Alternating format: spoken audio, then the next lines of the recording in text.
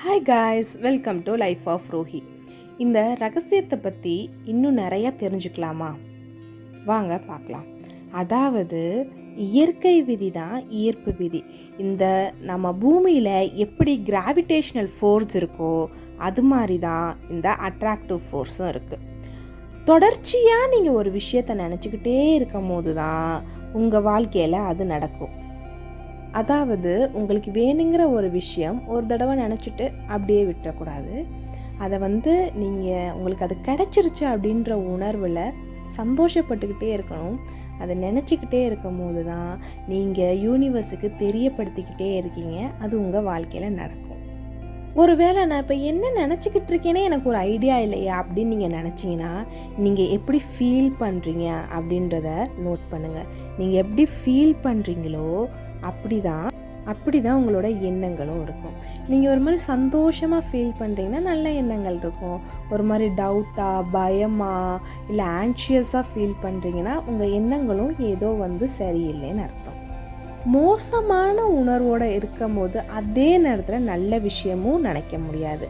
ஒன்று நல்ல விஷயம் நினைக்கணும், இல்லைன்னா கெட்ட விஷயம் நினைக்கணும். ஸோ அதனால் உங்களோட முழு கவனத்தையும் நல்ல விஷயத்தில் குவியுங்கள் அப்படின்னு சொல்கிறாங்க. உங்களோட எண்ணங்கள் தான் உங்களோட ஃப்ரீக்வன்சியை, நான் ஏற்கனவே ஃபர்ஸ்ட் வீடியோவில் சொல்லியிருப்பேன் ஃப்ரீக்வன்சிக்கு எவ்வளோ பவர்னு சொல்லிட்டு.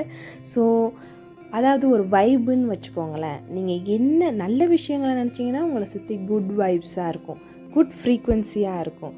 நீங்கள் எனக்கு ஒரு விஷயம் வேணும் அப்படின்னு நினைக்கிற அந்த ஃப்ரீக்வன்சிக்கு உங்களால் மாற முடியும். இப்போ ஒரு மோசமான விஷயங்கள், தேவையில்லாத விஷயங்கள், ஓவர் திங்கிங் பண்ணிட்டு இருந்தீங்கன்னா உங்களை சுற்றி ஒரு மாதிரி கன்ஃபியூஸ்டான ஒரு வைப்ரேஷன் இருக்கும். அது பிரபஞ்சத்துக்கு நீங்கள் என்ன சொல்ல வரீங்களே அது தெரியப்படுத்தாது.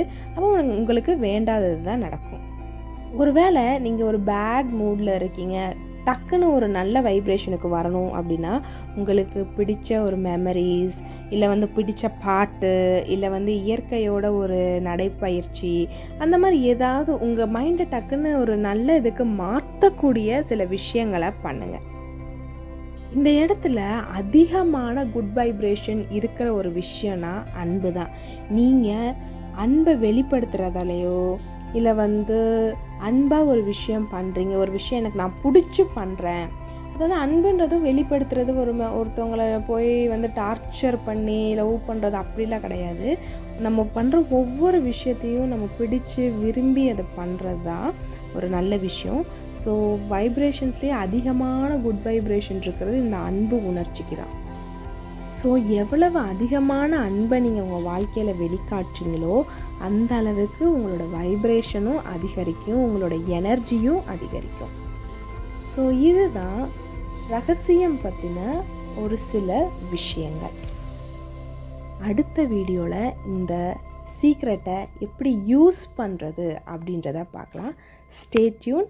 இந்த வீடியோ உங்களுக்கு பிடிச்சிருந்தால் லைக் பண்ணுங்கள், ஷேர் பண்ணுங்கள், சப்ஸ்கிரைப் பண்ணுங்கள். தேங்க்யூ.